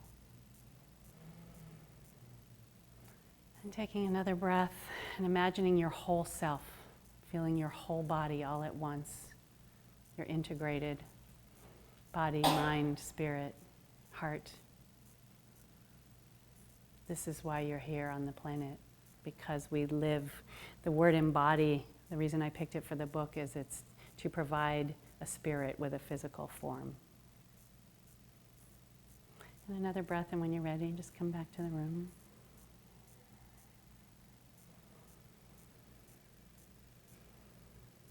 What does that feel like to be in your body, thinking of your ancestors and just taking a moment without judgment? Does anybody, any words that come up for you? Relaxing. Peace. Soothing. Yeah. Gratitude. Yeah. I think about that a lot, especially because my sister's gone. I'm here. I don't know how long I'm going to live. I plan to live a long time. I know I'm supposed to be an old woman. I feel that. But right now I'm here, and this is what I have, and this is mine. I got attacked on the street about a year ago. I had shorts on, and I was standing in Berkeley on San Pablo Avenue in the median between two streets waiting to cross one, and this traffic was coming slowing to a stop at a stoplight, and I was waiting to, weave through. This woman rolls by in her car with the window down. She's like, "Shouldn't wear shorts like that with legs that look like yours." Like, I thought, did that really happen? First, and then I was like, wow, that really happened. Went into the store, went shopping, and I was kind of in shock, and came out, and I didn't tell anybody for a couple of weeks, and I just internalized it. The reason I wanted to die when I was young and had my eating disorder was because I hated my thighs. I thought they were too big. I was called thunder thighs in high school. So, and I had made total peace with my thighs, even as they're aging, and they're turning lumpy and all that stuff. And I was really feeling good about my thighs. And then this woman does this, attacked the one part of me. And I was kind of vulnerable that day anyway. I was a little insecure. I was off. It was winter. Somehow I was wearing shorts, but the sun was shining. It was during our drought, and I was like, I feel like I should be covered up. It's winter. I like to be covered and cozy in the winter. I don't really like to go out. I want to, even though, so I was off seasonally, it wasn't matching what I felt inside. And it was almost like because I was insecure, I didn't have my confidence, that this woman just like went bing. And in a way, it was a gift for me because I got to do the work. I spent a year doing the work of like, ooh, okay, oh, wow, yeah. Maybe she was the one who was insecure. Absolutely, right, and I'm sure, Because she right. felt, Like, who am I to stand well, out there? you're out there, you feel good about yourself, and she figured, Not, exactly, how can you yeah. be so Right, and I went from anger to compassion for this person. First I was pissed for a long time because she really derailed my self-esteem, my self-confidence. you thought about it though and realized, well, I'm okay. Yeah, but it took time. And so, and that's the thing, it's like none of this is perfect, you know? So coming to this work, when I talk about self-love, it's a practice. It isn't there every day. The critical voice comes up. My critical voice went whoosh up. See, all those things you thought about. You know, you have lumpy, you're getting old. Suddenly I felt really old in all parts of me. It just like went straight into me. And so then what I started doing was I remembered that this lake where I go, in the afternoon, the wind comes up and the lake goes like this and it ripples. And because of that, there is light that shines on the ripples in the lake, and it turns that into diamond sparkles. And it's one of my favorite things in life is to see these diamond sparkles. So I started imagining my legs as the ripples on the lake in the afternoon, and I would be like, oh, wow, okay, hi. And as I was driving up here from Berkeley today, I saw the undulating hills, and I grew up in Chico, so I love the valley, you know, Sacramento Valley, and I've always loved the hills. And I just went, oh, those are my thighs, you know, it's like, I can see them there too, you know, and the trees are little bumps, and you know, it's like all this stuff, but the rolling, undulating hills. So for me, it's always helpful to see my body as part of nature. We are creatures on the planet. And so when we can come back, and like you were talking about with eating, like, you know, kind of bringing it back down to the earth. Yeah, we'll do stuff here and there with, you know, processed foods and stuff, but ultimately it's like bringing it down into the earth and remembering that I am part of the earth. So that was really, really fun for me. So I want to do a little bit about the critical voice. And so I want to, you know, you just were in your body. Okay, so think about what it was like to have your body. And I want you to think about, just hold the word fear in your head for a moment and think about your body. And when you hold the word fear, because that's really what our critical voices are, they're just fear talking. What does it feel like to have your body when you hold the word fear? And if you're comfortable, please say out loud what you feel when you think about your tense. In my stomach, tight butterflies. Tight butterflies in the stomach. What else?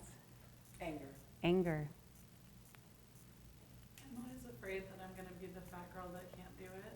Right, the fat girl that can't do it. So there's fear. Right. Sadness.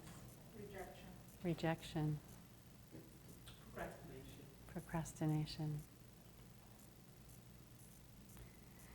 Right. I feel dry and sort of brittle. Fragile. Judgment. Yeah. Failure. Fear of failure. Okay, so now take a breath and let all that go. It's just like whoosh out the door. Yeah, whoosh. And it is, the wind is blowing it out. Okay, back to the body and breath in, to all your cells. Say the word love in your head. Love. Okay, now experience your body when you're thinking and saying the word love in your head. And breathing in love. What does it feel like? How does the picture change? Self-esteem. Self-esteem. Warmth, beautiful. Light shining. Strong. Lighter. Mm-hmm. Giving.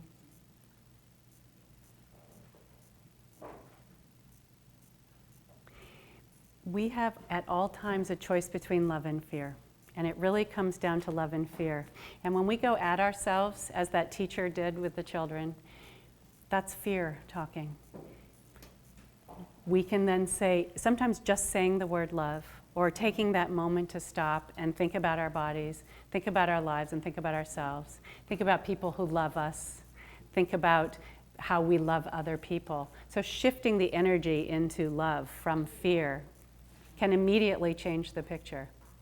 Sometimes I'm like, love, fear, fear, fear, love, fear, love, fear. And then finally it's like, okay, finally I got to the love, It can take weeks, In my past, it took years sometimes where I was more on the fear path, but then moving to love.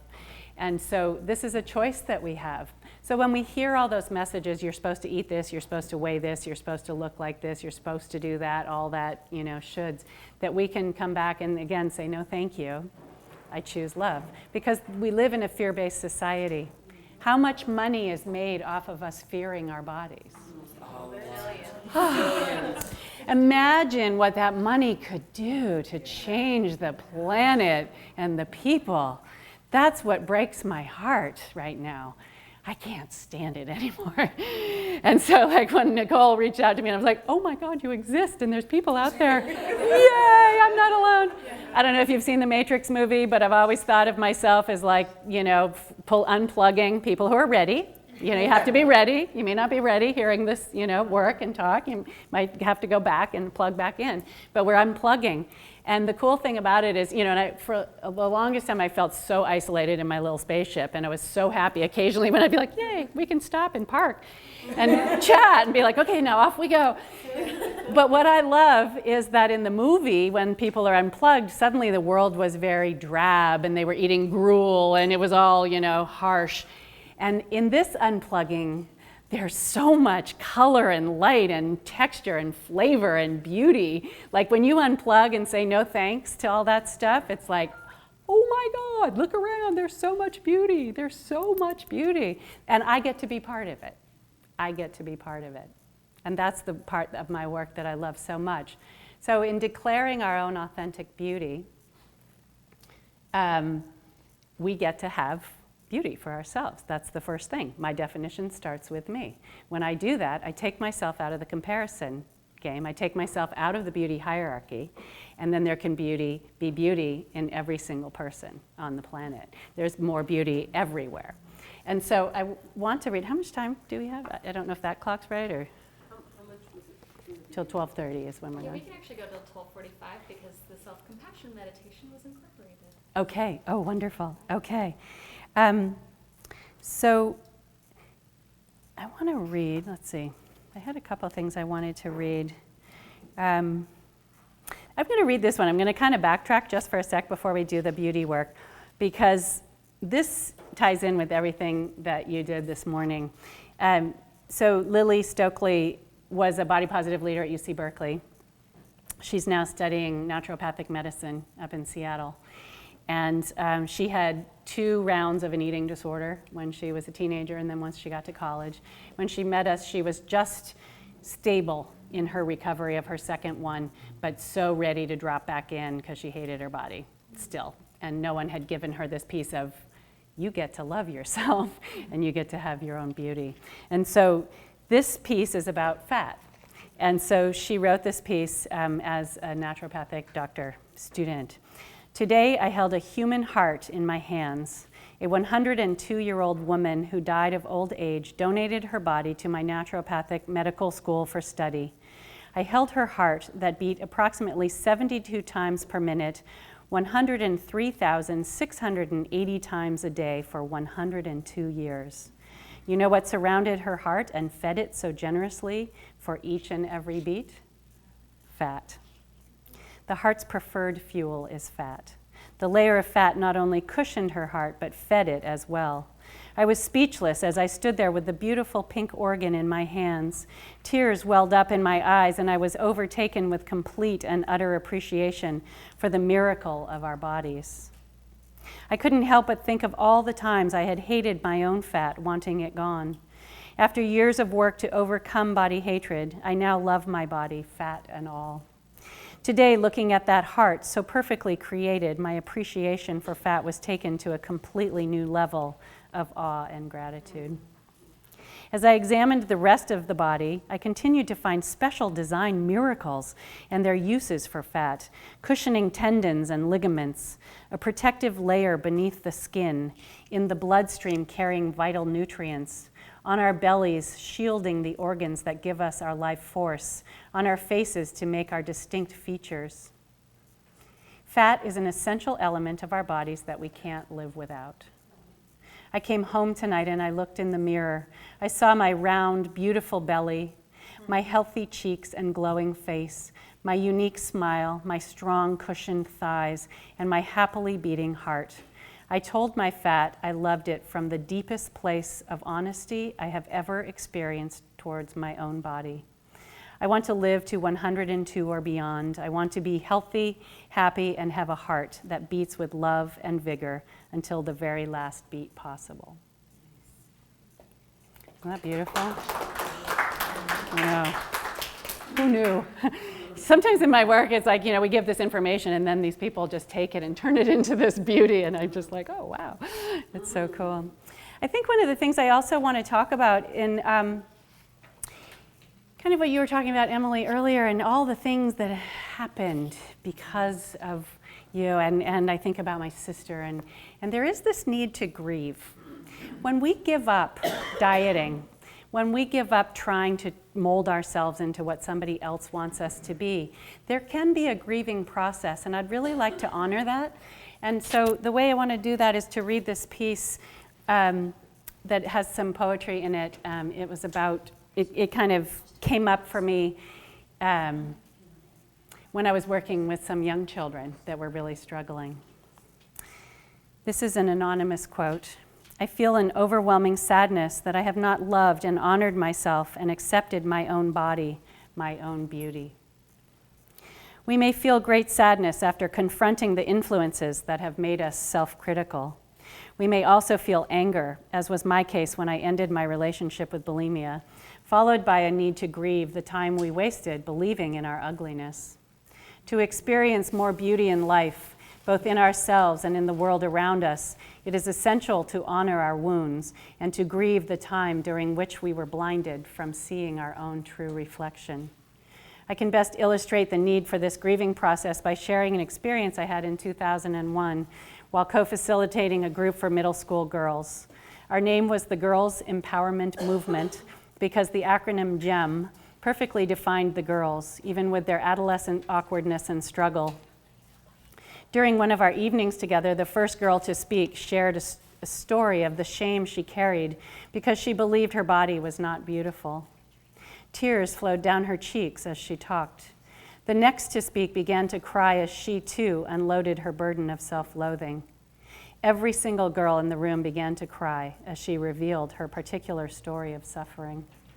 I will never forget the experience of being with these precious young beings as they offered into our safe space the pain and tears that stemmed from their belief in their inadequacies. I'm bigger than all of my friends. My butt is too small. My breasts are too big. I don't have any breasts. People make fun of the color of my skin.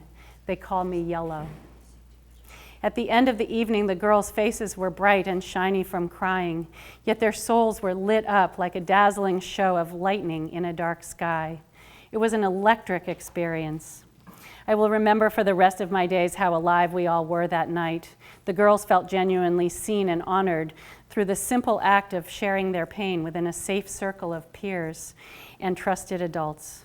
What we witnessed, young and old alike, was the authentic beauty, the essence, that radiates from people when they are given permission to feel love and compassion for their fragile human selves. The next day it rained incessantly, as if the heavens were crying in pain for the little gem girls. As I sat on my living room floor watching the deluge outside my window, I could not stop thinking about the outpouring of tears from the night before. I wrote a poem that day dedicated to the girls called A River of Tears. I have chosen to share two passages from it because the words remind me that the wounds that diminish our soul's light and limit our ability to see our own beauty are often formed at an early age, a primary reason they are so hard to recognize and heal later in life. The poem was written specifically for the participants in our group, but I believe it speaks to anyone who has been teased, shamed, or humiliated. A river of tears. A girl is born, her spirit a bubbling creek attached to the deep flowing river that is mother. Crystal clear and sparkling clean as her journey begins, she is eventually discovered. Humans want her and use her innocence to satisfy their own needs. They leave behind their trash when they are done, clogging her flowing waters with their garbage. Pain, shame, and humiliation build a dam, blocking what was once free-flowing consciousness. The creek sparkles dim. Light traveling from the life-giving sun has difficulty penetrating the layer of smog that has clouded her spirit. Her soul is buried deep. She is losing form. Life force can no longer find a place to reside and walks away. The poem continues telling the story of 4 women who see the damage done to the creek and set out to clean her waters. The women sing an ancient song about beauty as they step into the murky water to clear trash from the little creek. The sun is setting in deep purple, fiery orange, and soft pink colors when their work is finished. Though the women are tired, their hearts are full. Suddenly, they are aware of a presence that hovers at the bank of the little creek. They cannot see her fully, but the women know that life, who had walked away because she could not breathe, was entering the water, ready to once again give form and beauty to the little sparkling creek. A new sound is heard. As with the song of the women, this sound begins faintly and grows to fill all corners of the evening sky. It is the sound of girls crying. Tears of pain, sadness, and joy are released, cleansing and purifying the girls as they journey together down the river of tears. The girl, the crystal clear, sparkling creek, is free once again from the damaging touch of human hands, hands that did not see or care for the precious gem. The girl who will someday become the deep, mysterious river that is woman. And so we grieve the beautiful moments of life we have lost to feeling inadequate, to seeing ourselves as flawed. We cry a river of tears to honor the wounds we have received at the hands of other humans. When we are done grieving, we willingly step into our own creek to remove the trash that diminishes its sparkling clear waters. Thank you. This is a really important part of the work because it's like, yes, I'm going to like myself. Yes, I'm going to love my size. Yes, I'm going to do this. Yes, I'm going to be self-loving. Yes, I'm going to see my beauty. But life is also about suffering, and there is pain, and we have been hurt, and we have been wounded. And to honor that is so, so important because then we're being human. Being human is about all the experiences we have. We're not going away from the shadow. We're not trying to be happy, because that's not real. We can have happiness, a bigger sense of happiness that encompasses the pain and the suffering and the loss and all the things that we're going to go through, and the days when we do beat ourselves up and the days when we struggle with our food and our body. That is also can be part of it. It can be part of self-love. So with that, what we do then is like, okay, we come together though and we cry together. I was just at Berkeley High School and I left them all sobbing with each other. But it was so beautiful to see them. They like opened to each other in this way that I've never seen before. And they were all just hugging each other. And for the first time, their club has been meeting all year, but they had community because they shared, as these girls did when they were little, and as you can all do with each other. They shared the hard parts and they shared the inside stuff. And they suddenly realized they weren't alone in their feelings of thinking something was wrong with their bodies. And so now they get to support one another and saying, nothing is wrong with me, and I get to, now move out. And that's what we get to do for each other. So I hope that in your community here that you get to have more of this community and all the things that I've been hearing, and come together and share your grief and share your joy and share those moments of success in seeing who you are and truly who you are. So what I want to do now is we're going to switch over to beauty, and I want to, in Declare Your Own Authentic Beauty, does everybody have a card? Okay, so you'll pass that out. Oh, if you have a note card, and what about pens? If everybody, yeah, great. Okay, thanks, Meg.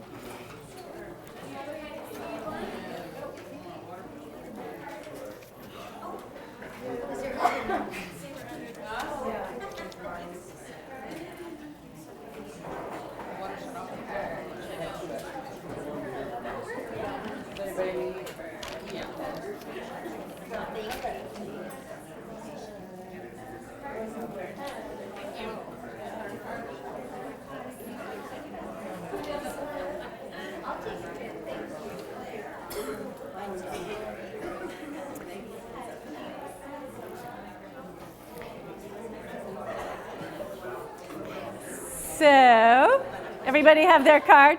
Okay, so we're not going to quite use it yet. So one of the things about really moving into this love place for our bodies and letting go of fear, and I found a quote that I wanted to say that with fear, this is a beautiful quote, fear is a habit.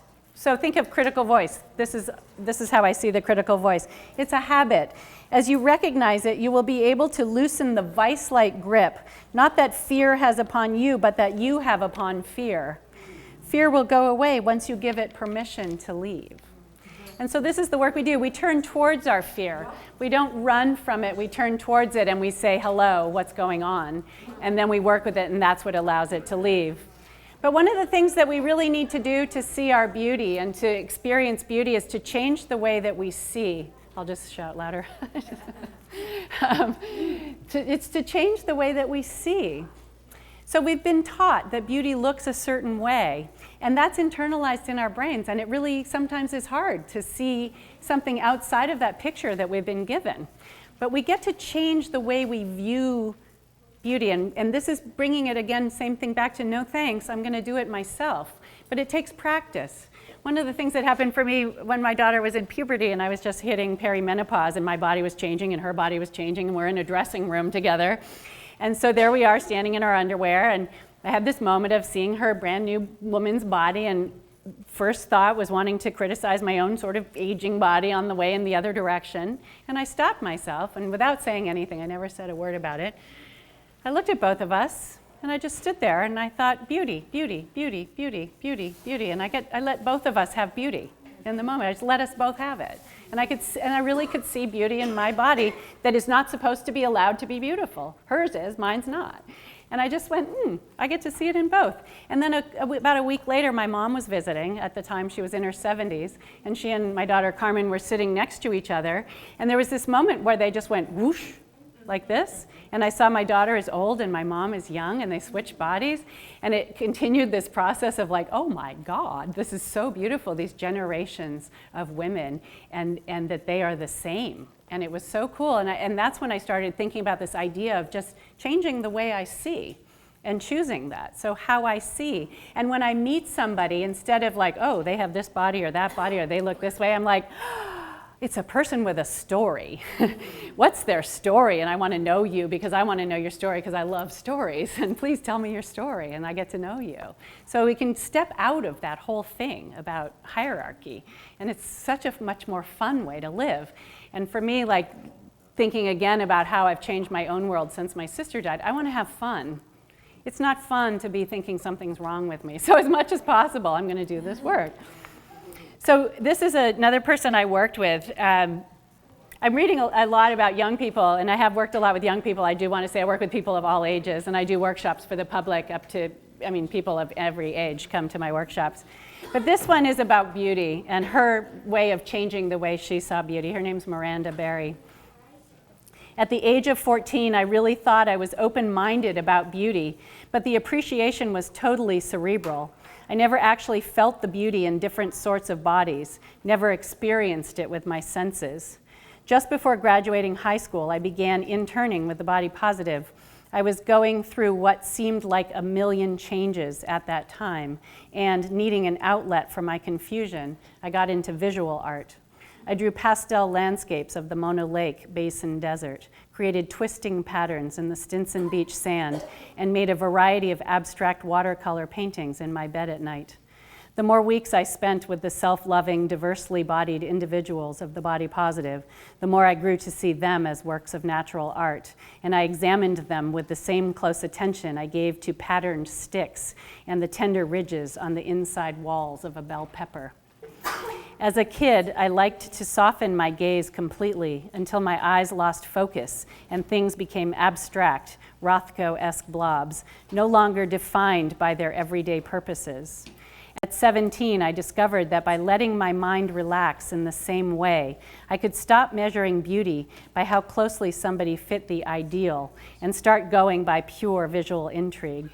There were so many entrancing things I had completely dismissed. Aside from their fascinating appearances, I found culturally shamed body parts especially beautiful because of what they represented. Wrinkles, for instance, are unique records of every expression over one's life, delicately crinkling and creasing into deep, firm lines.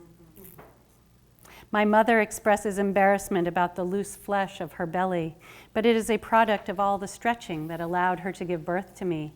The squishy softness, a symbol of the strength and flexibility that parenthood requires. My best friend's scars are another wonder because they show the body's amazing ability to heal, if only partially at times. My great uncle's age spots show a long existence of growing and learning, having access to memories of a time that I know I can never touch. And noticing these parts on others makes me understand the true beauty in what I used to call my flaws. I love my funny ears that stick out, the intensity of my facial expressions, my straight hips and subtle curves, the fast-growing hair under my arms, and my short legs. Like everyone, I'm a natural wonder, deserving of awe. And it's so much more fun to live with this knowledge because I can actually experience the loveliness of those around me rather than acknowledging it vaguely with my head turned away. I see truly exciting things, and others feel delighted when I tell them what I see. We are breathtakingly beautiful when we let ourselves be. Okay, so on that note, on the card that you have, so I'm going to read some statements, and you're just going to write the answer. And if you can kind of write it on the right side of your card, so you're leaving a little space to the left. I had trauma when I was young about right and left with a woman who taught horseback riding, so I can never tell my right and left hands apart without doing this. So I'm going to read a statement, and you're just going to answer it. You're not going to write down the statement. You're just going to answer so write down your answer to what I say. I feel beautiful when and I know it's a small card, but just a little something. I feel beautiful when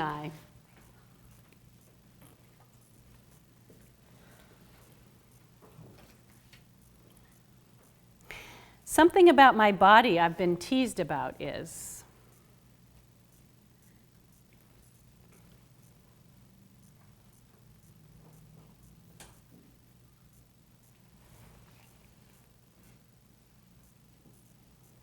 I feel self-conscious about my.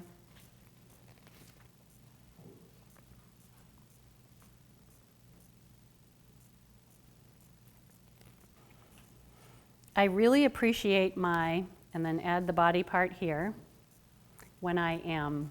So I appreciate body part when I am blank.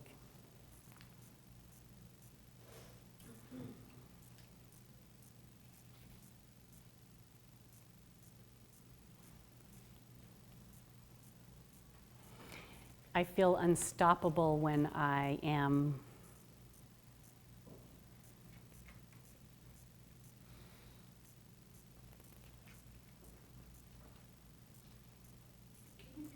Yes, I feel unstoppable when I am.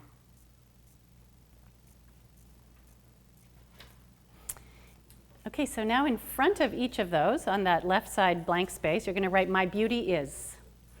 In front of each of those answers that you put. So in front of each one, write my beauty is.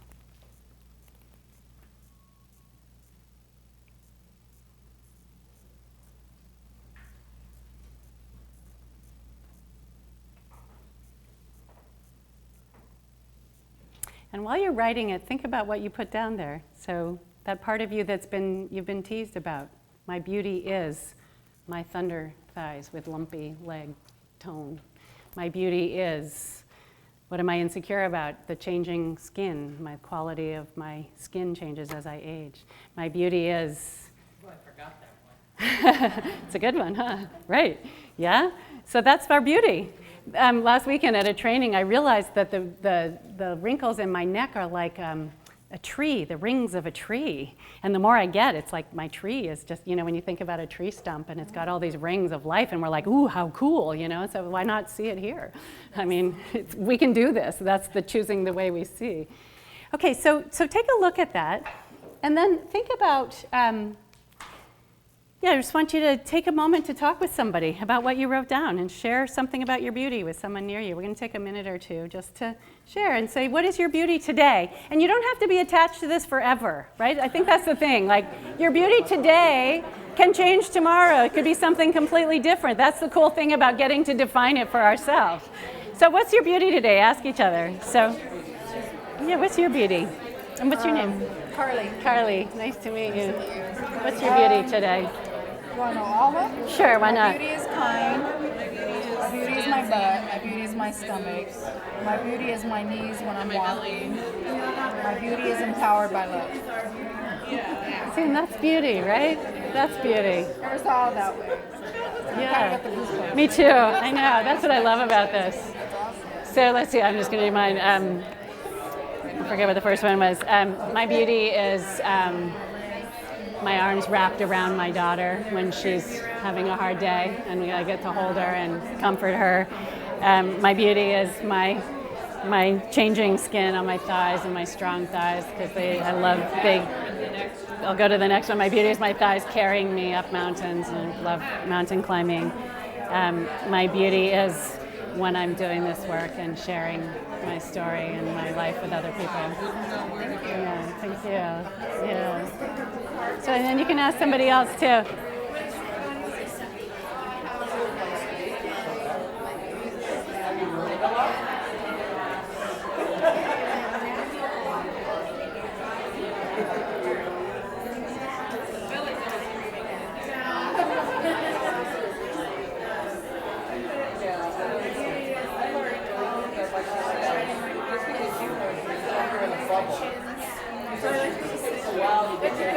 It's so much more fun to be like, I know.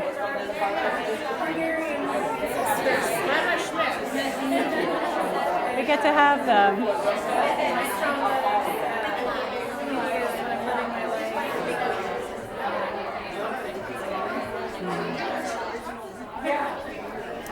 Okay, so I'm gonna bring everybody back. This is the hardest part for me. So these are conversations that I really want you to keep having with each other, right? What a great conversation to have. Hi, how are you? What's your beauty today? What imagine if we did that with each other, like, huh? Yes, I'm crazy, but I love being crazy. It's way much more fun. For sure. So, oops. So I want to close with, well, one of the things I wanted to say is a woman that I worked with, I was working at a corporation in the Bay, and we were doing this work on beauty, and this woman told us that she had never allowed her husband to take a picture of her ever, in their 30 years of marriage. And we did this piece on beauty, and then she went home and she made a collage. I just said, go home and create a piece on your beauty. And she came in with a collage of all of her ancestors on both sides of her lineage. She was from Mexico. They all looked like her. They were her same size. They had her same body. And she came in and she said, I am never going to see my ugliness again. I am going to see my beauty. And I just want to let you know, I let my husband take pictures. We were just out, and I was like, yeah, take my picture. Just like that. It was literally like one thing. When she saw that seeing ugliness in herself was seeing ugliness in all of the people who came before her, she just transformed. And so that's how almost easy this work is, and yet it's sadly complex because of our society. Again, why we need community, right? So in this room, there's way more light right now. I can see it. I mean, it's like just everything lifts from this whole day of being together, of all this knowledge we're taking in, of seeing ourselves, of sharing ourselves. So this is what we get to choose. And when we get isolated and we get out there and we think something's wrong with us, you call somebody, you email, you text, you do whatever you want to do to come back to this place of this is real. And this is what we get to choose. And it is choice. And so if you want to stay in touch, I'm going to be signing books if you want a book. I forgot to bring flyers. I've had a week. I ended up in a NICU with holding a little mini baby instead of making flyers this week. It was, my friend had a baby early, and But I'm doing a workshop in Berkeley on July 9th, so if you're interested in that, it's on our website. We are thebodypositive.org. There are many body positive things, and it's wonderful. And so just if you're trying to find us, we're thebodypositive.org. I do have a sign-up sheet if you're interested in staying in touch with our newsletter. We also have a website called thisisbeauty.org. And I invite you to go and visit that. What we're trying to do is build a whole collection of everyone's beauty. And so if you are inspired to create your own piece, you can email it to us at info@thebodypositive.org. Poetry, beauty statements on a photograph, whatever it is you want to do, and you can be inspired by what's on our website. And so I'd love that. And then let's see, I think the last thing is just to say, love your body, live your life. So thank you very much.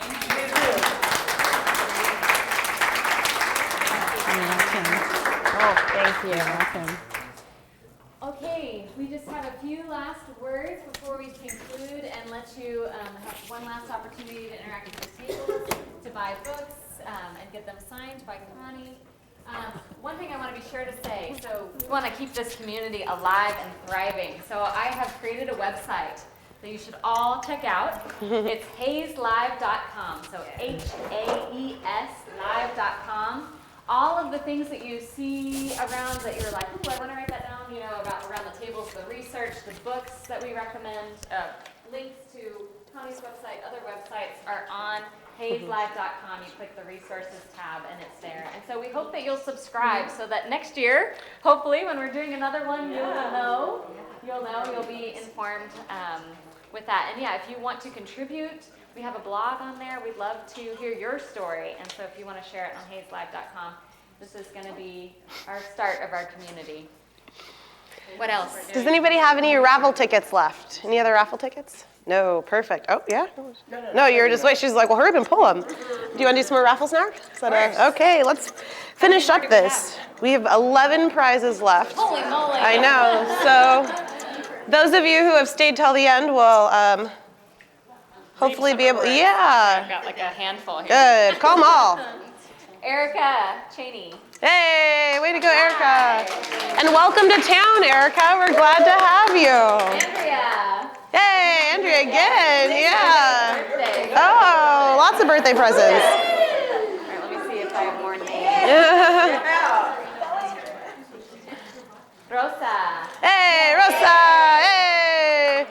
She says she'll lead a Zumba at the end. If anybody's interested, you can follow right behind her. Okay, and I have some numbers too. So I think they all start with the same 4 numbers. So the last 3 numbers, 731. 731. All right, Bob. Hey, finally, Bob. I have 722. 722, great job. So you're gonna head right to the back. There's a raffle table and you can pick whichever prize you like. And I have 719. Hey, Candace, yeah, head on over. That was Let's see, 6, all right, so we'll call a few more here. I've got 715. Do we have hey, winner, head on back. We also, I put that one back. We also have, is it Raina? Raina with an S, the number is 956, first 956, anybody in here? Yeah, maybe she left already. We have Katie. Katie C, are you here still? Almost. It's a close call there. We've got another number, 688. Does anyone's last 3 numbers, 688? Almost. 730. We're not checking these guys, just raise your hand. She's like, I'm lying. What about, is it Aria? Ari, she's still here? 425 number. What about Kim? Yeah. Do we have a Kim here today? Missing out. We've got a card ending in 726. 726. Jude. We've got Jude over here was a winner. Yep, 721, you wrote your name. Hey! Yeah, right. He's like, I'll get back there. We'll do 2 more. We've got Candace, round 2. Maybe you can give one to one of your children back there. And then lastly, we have 691. Does 691 a winner? 692, so close. We'll go ahead and give it to you. 692, you win. Head on back.